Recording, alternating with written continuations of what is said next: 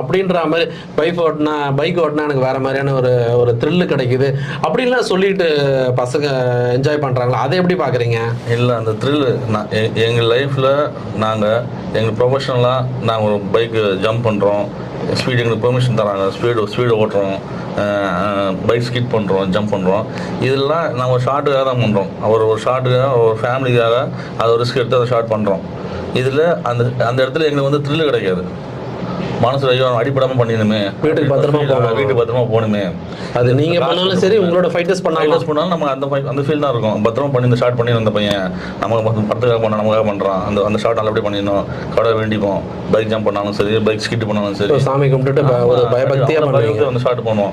இது இந்த ஒரு ஷார்ட்டில் வந்து நமக்கு இது இருக்குன்றதால அது வந்து என்ஜாய் பண்ணுறோம் அப்படிலாம் கிடையாது.